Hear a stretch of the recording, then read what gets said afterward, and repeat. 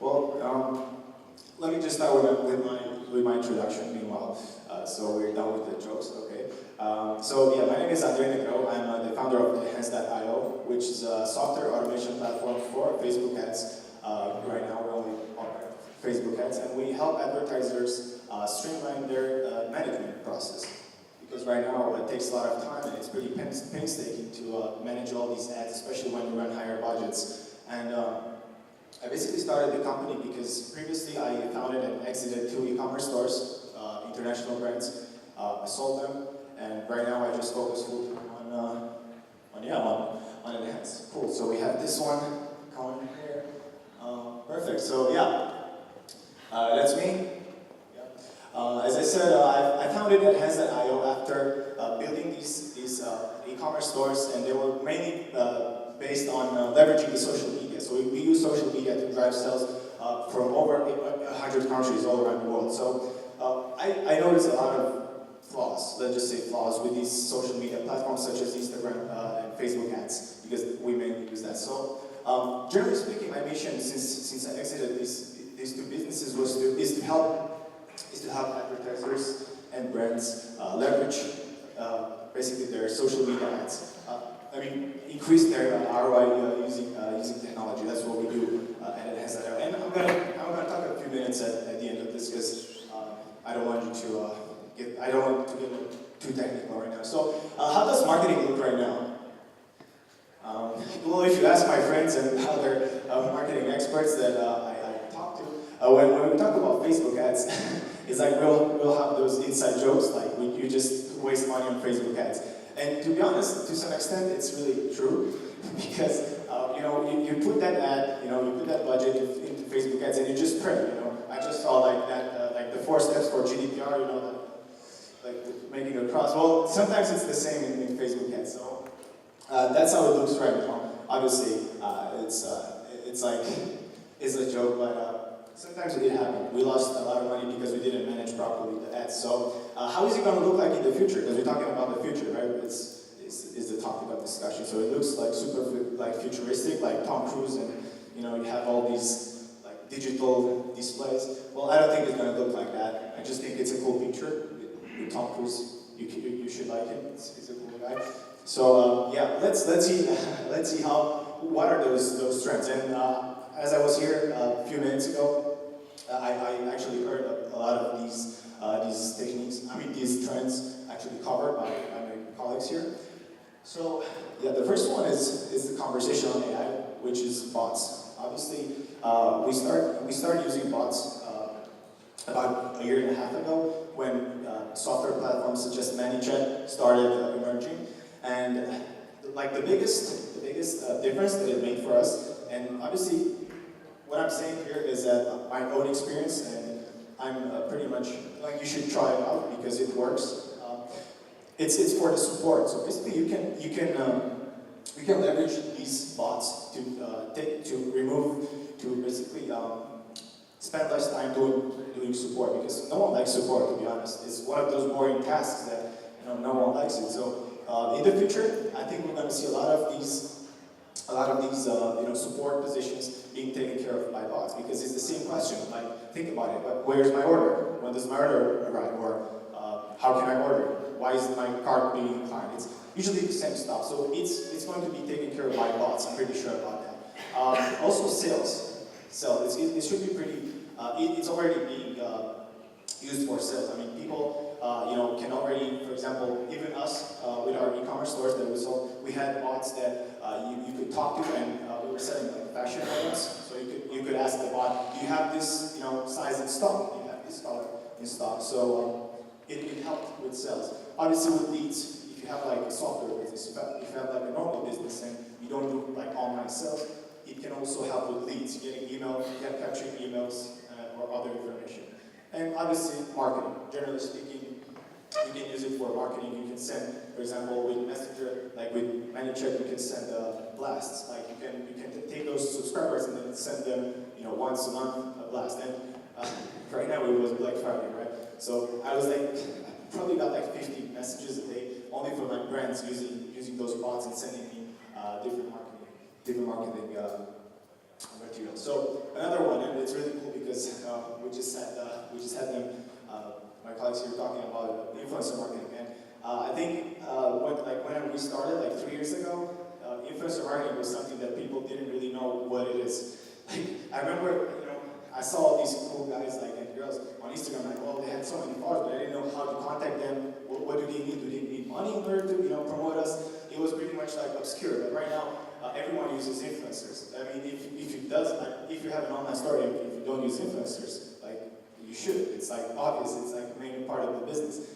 So it's here to stay. And just like a side note, what I noticed is that also like celebrity marketing is getting pretty big. So there are like upcoming platforms where you can hire shout-outs from big celebrities. I think that's going to be also getting less expensive in the future, because before it was pretty expensive. Like if you wanted to hire like Mike Tyson, back in the day, he would probably charge like millions of dollars. But now you could probably do it for less. And yeah, usually like influencer marketing the main purpose would be awareness, branding, and ultimately content, as they say, as they just spread it so nicely, and sales. That's as I said, influencer marketing is here to stay.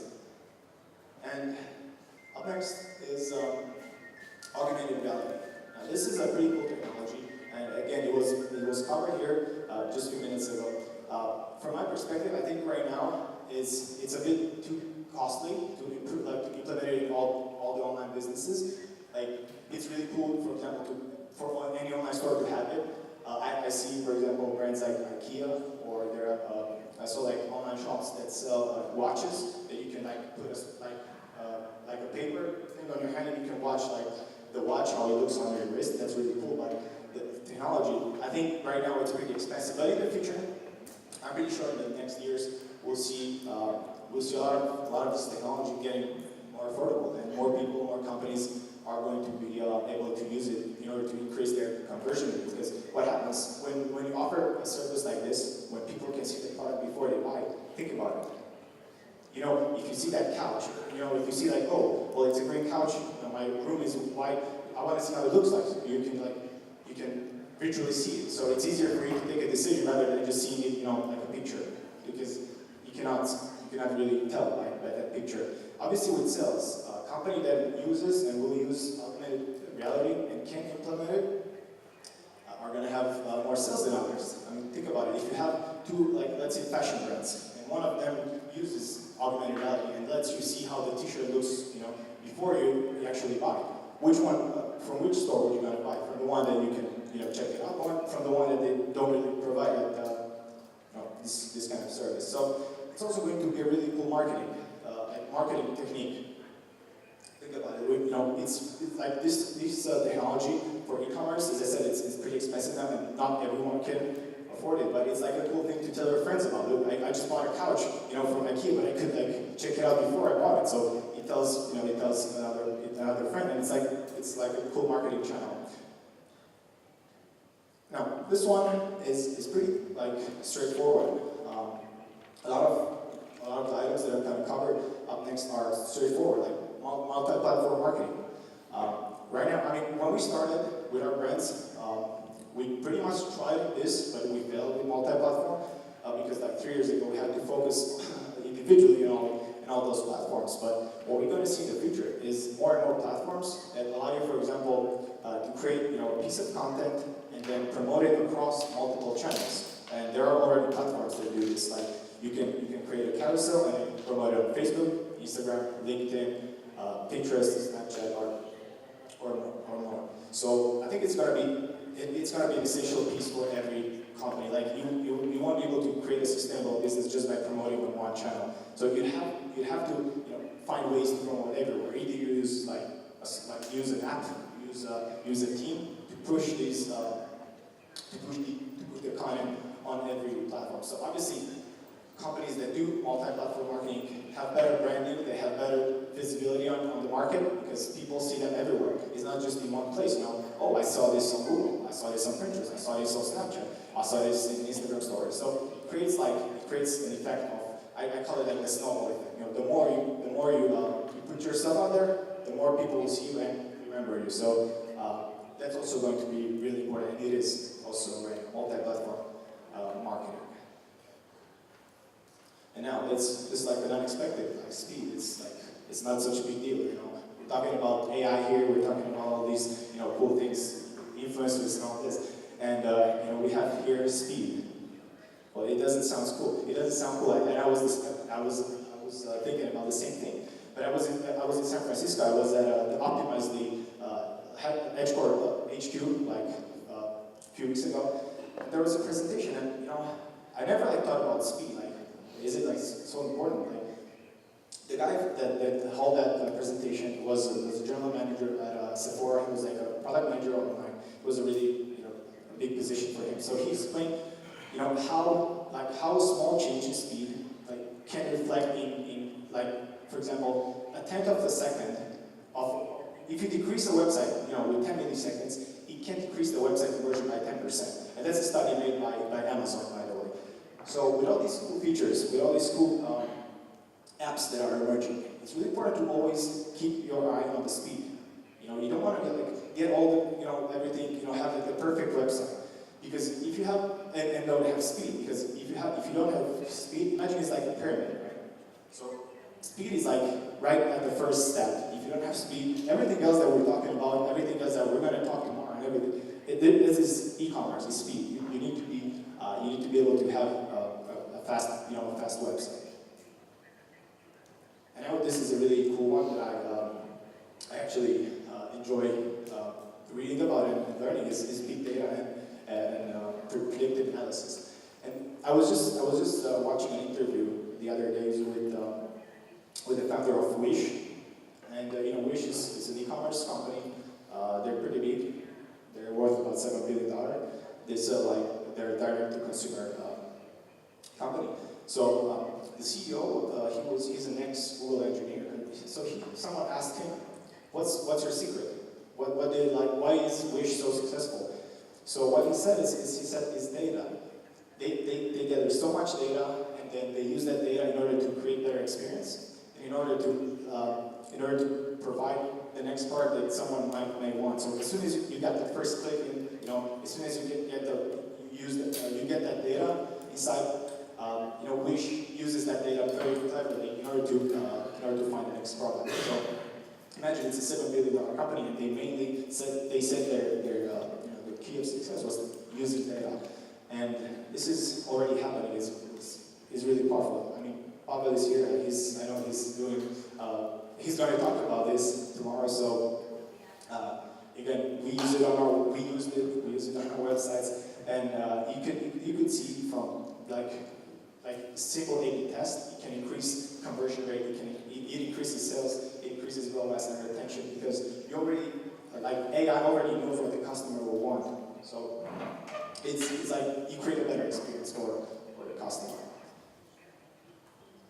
And this is also a really cool thing. So we're talking about digital marketing stacks. What's a digital marketing stack? So you know, a few years ago, I'm not that old. I'm not like a veteran in digital ads. Like a few years ago, there wasn't a lot of platforms. There weren't a lot of apps that you could use. So like it was just like Google. Like you would use Google AdWords. Maybe you would use other native platforms, and that was it. People would not really use tools to leverage better ROI. But what happens now is if you want to be ahead of the competition, even if you are like a brand, even if you're a company or if you're an agency, you would need to use those tools. You would need to use certain tools in order to get better results online. It's just as simple as that. And you know, the fact that some companies, especially because, as I said, I'm originally from Romania, a lot of companies, they barely use the Facebook ads, just like they started a few years ago. And they just neglected all these apps that they can use and they can make their advertising better, that can increase their ROI. So my recommendation is here, either if you're a brand or an agency, try to create a stack, try to create a list of items and integrate all these platforms, like Optimizely, HubSpot, Enhance, whatnot. So try to integrate it as part of your entire marketing strategy. And this is only going to get even bigger in the future. We're going to see more and more platforms that companies would use. And the last but not least, we have programmatic advertising, which can be translated as AI-based they have, I don't know who uses here Facebook ads, you probably know that they use the pixel. That pixel is pretty much using AI, and the more data it gets, the better the pixel knows where the next customer is, right? But the problem is that, generally speaking, Facebook or like advertising platforms, they don't really want you to get that many conversions. I mean, it's not that they don't want, they don't really care if you get 10 conversions for $100, or if you get 50. For them, for them it's all about getting more money inside the company. So what's going to happen in the future, and what we do also in Enhance, is we try to leverage technology. And right now we use smart rules in order to automate all the management of for example, of the Facebook ads. And previously, before we had Enhance, we had to spend like probably 4 hours a day just managing ads, because, as I said, we were running international e-commerce brand. We were mainly focusing on Facebook and Instagram, so we had like tens and tens of ads running. Like it'd be like hundreds of ads running. So imagine, managing every one of them, especially when you work with higher budgets, like $1,000 per one ad. If something goes wrong, and it did go wrong, we probably lost a few $1,000s in just a few minutes. So, again, advertising platforms, they don't really care if you lose money. It's your job, it's your duty to protect their investment. So that's what we do. That's what we do at Enhance. But we'll talk about it just in just a second. So with programmatic advertising, when you let technology, be it like smart rules or AI, to basically manage your ads, you would like save a lot of time, because you don't have to go there and manually tweak all these budgets and everything. It's going to automatically optimize. So it's going to know, if an ad set, if a campaign is working or not. And if it's not working, it can either pause it or like switch it to another audience, which is really powerful, instead of manually going and verifying all the numbers.